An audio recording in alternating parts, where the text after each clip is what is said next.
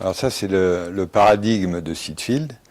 Je l'ai reconstitué sous forme de tableau, où on voit que toutes les minutes du film et la fonction de chaque scène est proposée, interprétée par Sitfield pour assurer l'unité dramaturgique de l'ensemble du film.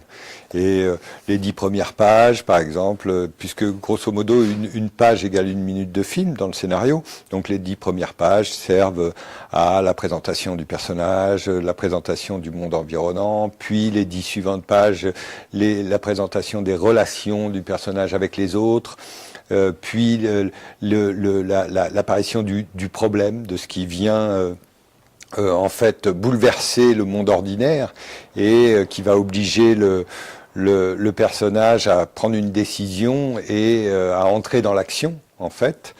Et ensuite on a donc l'incident déclencheur qui est l'événement qui va obliger le personnage à se mettre en route et à identifier en quelque sorte ses ennemis ou ses obstacles et ce qu'il va devoir affronter pour pouvoir retrouver le monde ordinaire, l'ordre et la régularité du monde ordinaire. En fait, l'incident déclencheur, c'est le fauteur de désordre. Et le personnage est toujours celui qui va tenter de ramener l'ordre. Et soit il le fait par un voyage, ce qui est le cas du héros mythique, soit il le fait dans l'affrontement et l'action, ce qui est le cas du héros moderne qui affronte le monde, qui affronte les autres et qui donc doit vaincre ou être vaincu. C'est-à-dire, ça c'est une constante du scénario hollywoodien, c'est-à-dire on gagne ou on perd.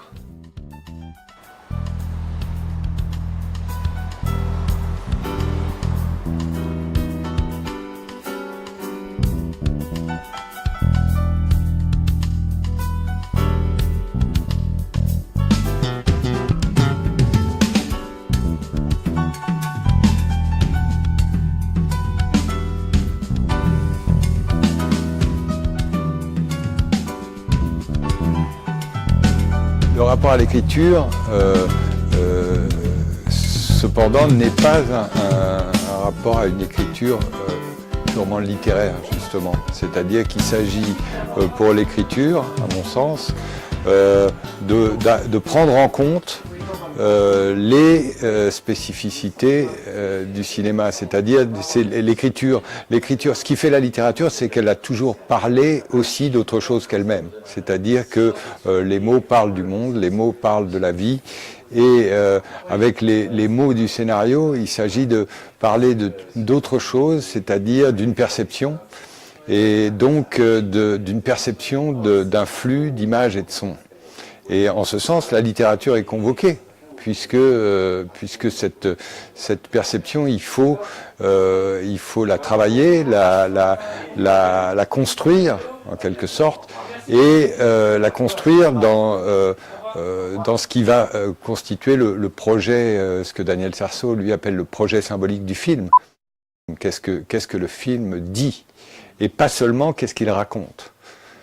Parce que ce qu'il raconte, ça c'est la question de l'illustration, c'est-à-dire de la narration d'une histoire, et le fait justement que le film ait à dire quelque chose de plus, c'est parce que l'enjeu de sens qui est dans le film dépasse les simples significations de toute histoire. C'est un enjeu qui concerne la perception du monde, la perception de la vie, de l'existence.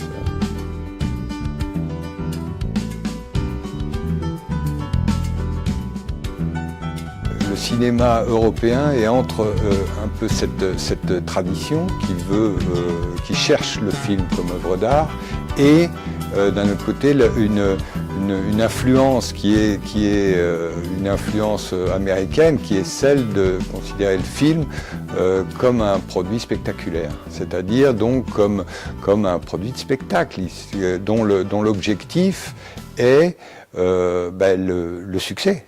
Le succès, c'est-à-dire du coup dont en fait les moyens de création doivent être choisis, sélectionnés en vue d'obtenir le plus grand accès au public, c'est-à-dire la plus grande performance en termes de captation du spectateur, de production et de manipulation de l'émotion du spectateur. Et pour ce faire, c'est le système narratif développé à Hollywood qui va devenir le modèle prépondérant, parce que c'est un modèle qui a été inventé, et c'est le génie américain, il faut le reconnaître. Le génie américain s'exprime à partir des années 30 et pendant toutes les années 40 comme celui d'avoir inventé un mode que j'appelle psychoréaliste de narration cinématographique, dans lequel la simulation du réel s'effectue par une sorte de neutralisation, de naturalisation ou de transparence du médium, c'est-à-dire que l'image et le son disparaissent, semblent s'effacer devant ce qu'elles montrent. Le cinéma européen ne s'est pas du tout développé sur cette base-là. Il s'est développé beaucoup plus sur la recherche d'exprimer à partir de l'image et du son, c'est-à-dire justement des possibilités du médium, d'exprimer un certain point de vue sur la réalité, le monde et l'histoire que l'on raconte. Le terme critique serait au sens presque philosophique, comme il était chez Kant ou chez Marx, c'est-à-dire qu'il s'agit de prendre au sérieux ce que l'on critique. Et c'est-à-dire d'essayer de voir quels sont les principes de la chose que l'on critique, et non pas simplement de construire un rejet. Alors, effectivement, c'est un petit peu provocateur peut-être, mais je me demande si aujourd'hui il ne faut pas aussi un petit peu provoquer pour qu'on accepte de se poser des questions sur cet objet oublié qu'est le scénario. Mais oublié, entendons-nous, le scénario est revenu sur le devant de la scène, et particulièrement à travers le développement des séries télévisées, parce que la série télé, c'est justement le produit qui a besoin d'histoire. On a besoin que ça raconte des histoires tout le temps. Et j'ai analyser le scénario américain justement pour montrer que sa grande force, c'est de permettre de produire de l'histoire à l'infini. Et le modèle du scénario américain est celui qui fonctionne dans toutes les séries. Absolument toutes les séries. Le contenu lui-même de la série, finalement, étant assez anodin ou plus exactement, pas très important, puisque la structure fait fonctionner l'ensemble. Quand on parle du scénario américain, le terme de scénario américain vient d'un livre qui avait été publié par l'Université de Bruxelles à la fin des années 70 et qui a été écrit à partir d'un séminaire de deux grands professeurs de scénario américain. Ils donnent toutes les règles, en quelque sorte, du scénario hollywoodien, c'est-à-dire du scénario de cinéma industriel américain. Alors, le cinéma américain n'est pas du tout réductible à ce cinéma-là. On a l'école new-yorkaise, et à commencer par des artistes comme Cassavetes qui ne fonctionnent pas du tout sur ce modèle-là. Si on parle de Woody Allen, c'est évident aussi que Woody Allen est, lui, encore plus que beaucoup d'autres, il est même un Européen d'Amérique, en quelque sorte. C'est-à-dire que tout son cinéma est une façon d'interpréter l'Europe et d'interpréter aussi le cinéma européen, etc.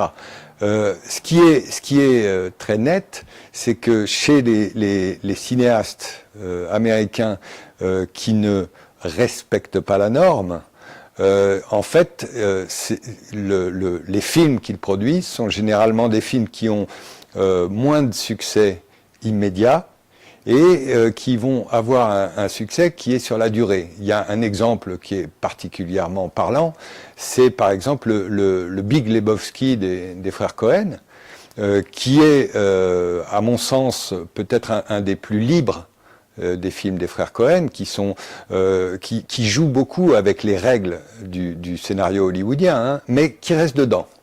Et s'il y a un film qui peut-être échappe au modèle hollywoodien, c'est probablement le Big Lebowski, parce que il y a un moment où il devient phénoménologique, c'est-à-dire où il parle du monde, il parle de la société américaine, il ne rabat pas le sens sur l'histoire du personnage. C'est ça la grande différence entre les deux acceptions du film, c'est soit le sens du film est rabattu sur le personnage et sur le parcours du personnage, et donc on a un film dont les enjeux de signification sont au bout du compte des enjeux moraux, et ça Truby, qui est le dernier gourou en date, le dit très bien, ce qui importe c'est l'argument moral, c'est-à-dire est-ce que ça finit bien ou ça finit mal, c'est-à-dire est-ce que le protagoniste va réussir ou ne va pas réussir à affronter les antagonistes, les obstacles et à obtenir son objectif. Soit on décolle en quelque sorte le film du parcours de l'objectif, c'est-à-dire qu'on ne rabat pas le sens du film sur le personnage, et à ce moment-là, on parle plus largement que le personnage, on parle du monde, on parle de la société, on parle de la vie. Et le Big Lebowski des frères Cohen est, à mon avis, un film qui parle de l'Amérique.